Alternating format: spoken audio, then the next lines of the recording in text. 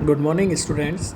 आज हम पढ़ेंगे आईएमएफ के बारे में, इंटरनेशनल मॉनेटरी फंड, अंतर्राष्ट्रीय मुद्रा कोष। तो जैसा कि आप सभी ने नाम सुना होगा आईएमएफ का, तो इस पर आज हम विस्तार से चर्चा करते हैं कि ये क्या है, कैसे काम करता है, इसके क्या क्या उद्देश्य हैं और इसका मैनेजमेंट किस प्रकार का होता है। तो प्रथम और द्वितीय विश्व युद्ध के बीच में प्राय सभी देशों को मौद्रिक और विनिमय दर में अस्थिरता का सामना करना पड़ा। सन 1930 में विश्वव्यापी आर्थिक मंदी आई थी और 1931 में इंग्लैंड, 33 में अमेरिका, 1936 में फ्रांस ने स्वर्णमान को त्याग कर अपरिवर्तनशील कागजी मुद्रा को अपनाने से विनिमय दर में अस्थिरता ने और अधिक भीषण रूप धारण कर लिया। प्रत्येक देश अपने निर्यातों में वृद्धि करने के उद्देश्य एवं विदेशी विनिमय अर्जित करने के उद्देश्य से अपनी मुद्रा का अवमूल्यन करना प्रारंभ करता था। मुद्रा का अवमूल्यन क्या होता है? मुद्रा का अवमूल्यन का मतलब है अपनी मुद्रा का मूल्य कम कर दिया दूसरे देश की मुद्रा की अपेक्षा, ताकि उनका एक्सपोर्ट बढ़ सके, निर्यात बढ़ सके। उनकी मुद्रा, अगर किसी देश की मुद्रा दूसरे देश की मुद्रा से कम मूल्य की होगी, तभी तो जिस देश की मुद्रा का मूल्य कम है उस देश की वस्तुएं दूसरे देश को सस्ती में मिलेगी, इसलिए उनका निर्यात बढ़ेगा। इसलिए मुद्रा का अवमूल्यन करना शुरू कर दिया था सभी देशों ने। बड़े बड़े जो आर्थिक मजबूत देश थे उन्होंने अपना एक्सपोर्ट बढ़ाने के लिए तो अवमूल्यन करना प्रारंभ कर दिया। अतः विनिमय नियंत्रण आंतरिक मूल्यों में उतार चढ़ाव के पारस्परिक जो प्रतिस्पर्धा और विनिमय दरों में उतार चढ़ाव के परिणाम स्वरूप अंतर्राष्ट्रीय और आंतरिक अर्थव्यवस्था में व्याकुलता का वातावरण व्याप्त हो गया और द्वितीय विश्व युद्ध के पश्चात विकासशील और अर्धविकसित देशों को अपने यहाँ आयात करने में भारी असुविधा का सामना करना पड़ा। अतः अंतर्राष्ट्रीय मौद्रिक सहयोग एवं विनिमय दरों में स्थायित्व के लिए एक अंतर्राष्ट्रीय संगठन की आवश्यकता महसूस की जाने लगी, जबकि अमेरिका, इंग्लैंड, फ्रांस ने इस स्थिति को सुलझाने की दृष्टि से विनिमय समता कोष यानी एक्सचेंज इक्वलाइजेशन फंड की स्थापना की, लेकिन दीर्घकालीन हल नहीं निकल पाया। और सेकेंड वर्ल्ड वॉर के पश्चात दो मेन प्रॉब्लम थी। एक तो पत्र मुद्रा के अत्यधिक प्रसार से आंतरिक स्तर एवं विनिमय दर में अत्यधिक परिवर्तन हुए, तो दूसरी और युद्ध में व्यस्त देशों ने पुनर्वास एवं पुनर्निर्माण की समस्या थी। इस समस्या का हल आंतरिक सहयोग के बिना असंभव था। तो लॉर्ड किन्स जो प्रमुख अर्थशास्त्री हैं, उनके द्वारा 1943 में इस समस्या के निवारण हेतु एक अंतर्राष्ट्रीय भुगतान संघ यानी इंटरनेशनल क्लियरिंग हाउस योजना स्थापित करने का सुझाव दिया। इस योजना में जो बैंकोर नामक अंतर्राष्ट्रीय मौद्रिक इकाई के निर्माण का प्रस्ताव था और इस मुद्रा के माध्यम से भुगतान असंतुलन की समस्या को हल करने का प्रस्ताव था, लेकिन अमेरिका ने इस योजना को अस्वीकार कर दिया और अमेरिकी निवासी डॉक्टर वाइट द्वारा अंतर्राष्ट्रीय स्थिरता कोष को स्थापित करने का सुझाव दिया गया। इस योजना में यूनिटाज नामक अंतर्राष्ट्रीय मौद्रिक इकाई के निर्माण का प्रस्ताव था। एक यूनिटाज का मूल्य $10 के बराबर था, परंतु यह योजना को भी स्वीकार नहीं किया गया। सन 1943 में कैनेडियन योजना का भी प्रस्ताव आया, जिसे 19 देशों ने मिलकर किन्स एवं वाइट योजनाओं को समन्वित कर बनाई गई। कौन सी योजना? कैनेडियन योजना। परंतु यह योजना भी अस्वीकृत हो गई। फिर आया सन 1944। उसमें अमेरिका के न्यू हैम्पशायर में अंतर्राष्ट्रीय सम्मेलन आयोजित किया गया और इस सम्मेलन को ब्रिटेन वुड्स सम्मेलन के नाम से जाना जाता है, जिसे 44 देशों के प्रतिनिधियों ने भाग लिया था। और इस सम्मेलन में दो योजनाओं को स्वीकृत किया गया, एक अंतर्राष्ट्रीय मुद्रा कोष, दूसरा अंतर्राष्ट्रीय पुनर्निर्माण एवं विकास बैंक अर्थात वर्ल्ड बैंक, विश्व बैंक।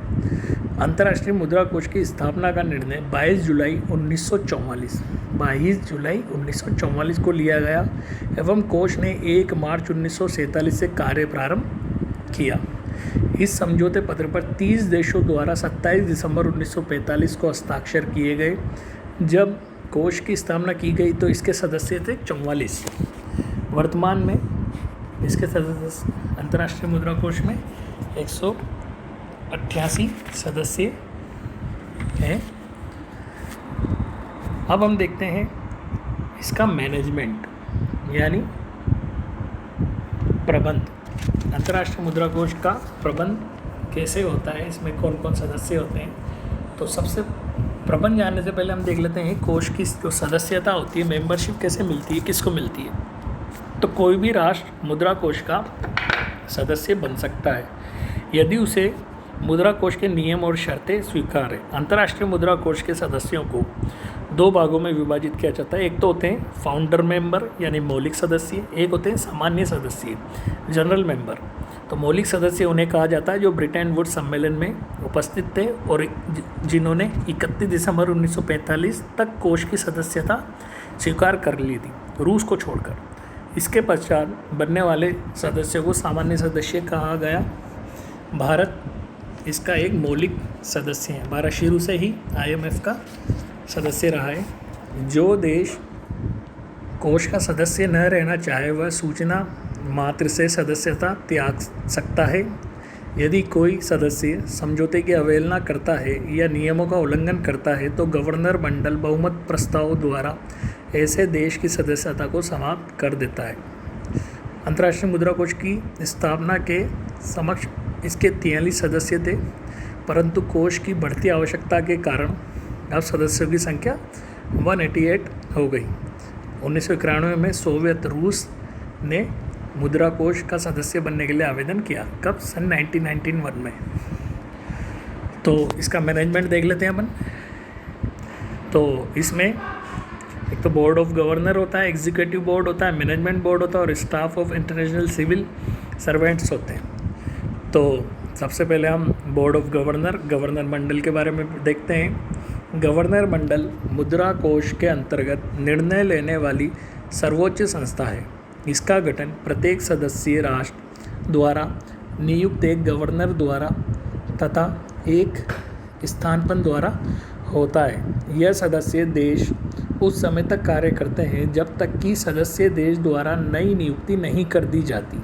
सामान्यतः एक देश केंद्रीय बैंक अध्यक्ष या वित्त मंत्री को मुद्रा कोष के गवर्नर पद पर नियुक्त करता है, परंतु सदस्य देश को यह पूर्ण स्वतंत्रता है कि वह किसी भी व्यक्ति को मुद्रा कोष का गवर्नर नियुक्त कर सकता है। तो मंडल की वर्ष में एक बार मीटिंग सभा बुलानी आवश्यक होती है, जिसमें सभी निर्णय बहुमत के आधार पर लिए जाते हैं। स्थानपन्न गवर्नर कोष की कार्यवाहियों में भाग ले सकता है, परंतु वह गवर्नर की अनुपस्थिति में ही मतदान में भाग ले सकता है। मुद्रा कोष के अंतर नियमों के द्वितीय संशोधनों के लागू होने के बाद प्रशासन मंडल की वार्षिक सभा आवश्यक नहीं है। तो ये तो रहा बोर्ड ऑफ गवर्नर। अगला आता है अपना एग्जीक्यूटिव बोर्ड, कार्यकारी संचालक मंडल। कार्यकारी संचालक मंडल कोष की सामान्य क्रियाओं के लिए उत्तरदायी होते हैं। इस मंडल के कुल 24 सदस्य होते हैं। इसमें 6 सदस्यों की नियुक्ति कोष के सर्वाधिक अभ्यंश रखने वाले सदस्य राष्ट्रों द्वारा की जाती है। जो इसके 6 सदस्यों की नियुक्ति तो कौन करता है? जिसके पास सबसे ज़्यादा अभ्यंश है, जिसका सबसे ज़्यादा योगदान है वो। तथा शेष जो 18 सदस्य हैं वो क्षेत्रानुसार 2-2 साल के अंतराल के लिए चुने जाते हैं। इस मंडल का अध्यक्ष कोष का प्रबंध संचालक होता है। नेक्स्ट आता है अपना मैनेजिंग डायरेक्टर यानी प्रबंध संचालक। मुद्रा कोष का दैनिक कार्य संचालन करने के लिए एक प्रबंध संचालक नियुक्त किया जाता है। प्रबंध संचालक की नियुक्ति प्रबंध संचालक मंडल द्वारा की जाती है। यह कार्यकारी संचालक मंडल के बाहर का व्यक्ति होता है जो कि संचालक मंडल की बैठकों की अध्यक्षता करता है। प्रबंध संचालक कार्यकारी संचालक मंडल के निर्देशन में कोष के दैनिक कार्यों का संचालन भी करता है एवं कोष के स्टाफ का मुखिया होता है। सन 2012 और 13 तक कोष में 144 से 2503 कर्मचारी कार्यरत थे। नेक्स्ट आता है अपना स्टाफ और इंटरनेशनल सिविल सर्वेंट जो ऑफिस होता है वो। तो इसमें मताधिकार मुद्रा कोष के अधिकतर सामान्य निर्णय बहुमत के आधार पर लिए जाते हैं। बहुमत सदस्य संख्या द्वारा निर्धारित न होकर कुल मताधिकारी द्वारा होती है। प्रत्येक सदस्य को 250+1 मत प्रति लाख SDR का मताधिकार होता है। भारत का वर्तमान में 5,821.5 मिलियन SDR है।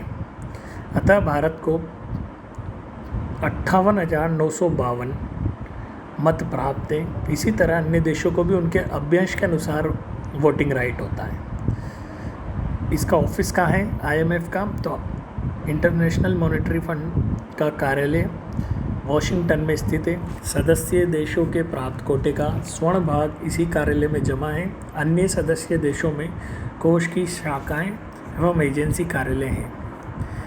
नेक्स्ट अपन देखते हैं इसके क्या उद्देश्य होते हैं। अंतर्राष्ट्रीय मुद्रा कोष के ऑब्जेक्टिव क्या क्या है? तो जैसे कि हमें पता है, अंतर्राष्ट्रीय मुद्रा कोष को स्थापित करने का मुख्य उद्देश्य अंतर्राष्ट्रीय मौद्रिक सहयोग और विनिमय दरों में स्थायित्व लाकर अंतर्राष्ट्रीय व्यापार को बढ़ावा देना होता है। तो द्वितीय विश्व युद्ध के पश्चात विकासशील देश और अर्धविकसित देशों के निर्यात कैसे थे? नगण्य, बहुत ही कम। तो इसका मुख्य कारण था विदेशी विनिमय कोष की कमी और धीमी आर्थिक विकास की दर। तो कोष का मुख्य उद्देश्य इन समस्याओं को हल करके अंतर्राष्ट्रीय व्यापार को गति देना। ठीक, तो इसका पहला उद्देश्य आता है मॉनेटरी कोऑपरेशन यानी मौद्रिक सहयोग। अंतर्राष्ट्रीय मुद्रा कोष का प्रमुख उद्देश्य विभिन्न देशों के मध्य अंतर्राष्ट्रीय सहयोग को बढ़ाना था। इस उद्देश्य की पूर्ति हेतु कोष के पास विशेषज्ञ उपलब्ध होते हैं जो विभिन्न सदस्य देशों में जाकर उनकी मौद्रिक समस्याओं का निवारण करते हैं। इसमें कोष का उद्देश्य यह होता है कि सदस्य राष्ट्र एक ही प्रकार की मौद्रिक नीति का निर्माण करें जिससे विश्व शांति का मार्ग प्रशस्त हो सके।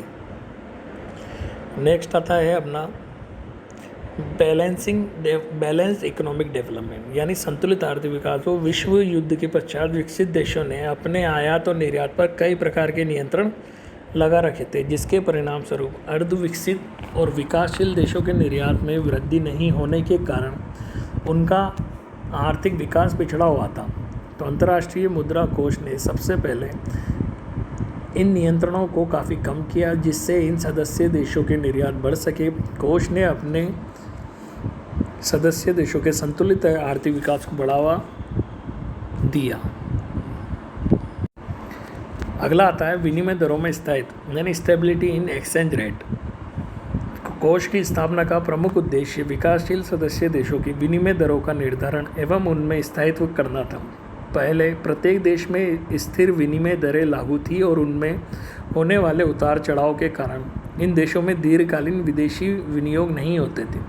वर्तमान में परिवर्तनशील विनिमय दरें लागू है जिसका निर्धारण प्रत्येक देश में विदेशी विनिमय की मांग एवं पूर्ति द्वारा होता है।